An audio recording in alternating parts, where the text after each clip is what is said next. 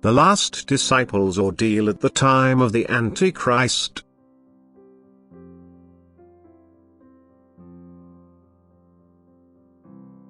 And once again, like in the past, my own will be persecuted for the sake of my name.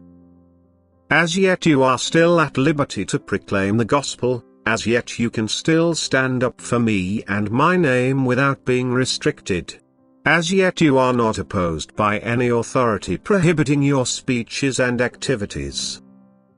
But the time will come when you will no longer be able to work in freedom, instead you will only be able to work secretly for me and my kingdom. Hence you should use the time well and thus work and be active as long as it is still day. You don't know what it means for you to be able to speak with complete freedom and not have to fear that your work for me will be impeded. And therefore you should fight with the sword of your tongue. You should seize every opportunity to bring my word and thus the eternal truth close to people, and you should also work through the strength of my name.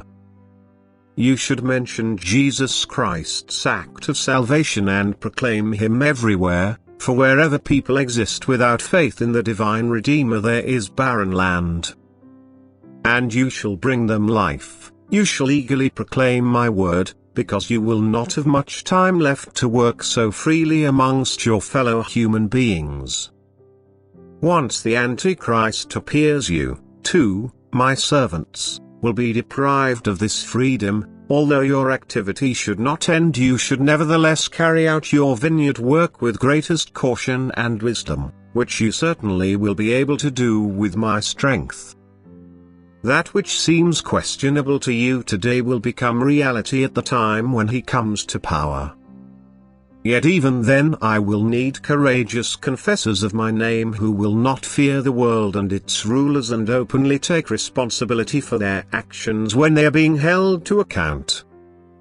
What once happened to my disciples will also happen to you, whom I have chosen as my last disciples in order to spread my gospel, but I also assure you of my protection, and again I say to you, take no thought beforehand what you shall speak, for I shall put the words into your mouth.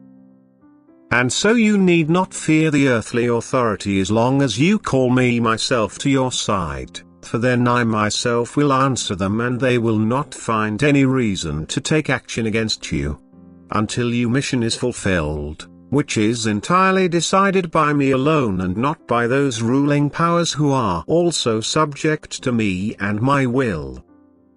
Consequently, you will also understand that the work that has been carried out for me in advance will contribute towards strengthening the faith of people who are still weak, and that therefore not enough groundwork can be done by you, so that people will then stand up to the pressures of the Antichrist, who indeed wants to prevent them from their spiritual striving but will never achieve it with those who have already found living faith in me.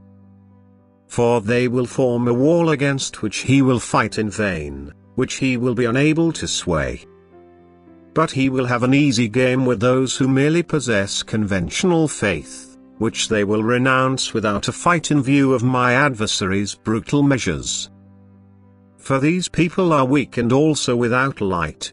They don't know about the strength of my name, about the strength of a living faith, and about the strength and might of a God who is Lord over life and death.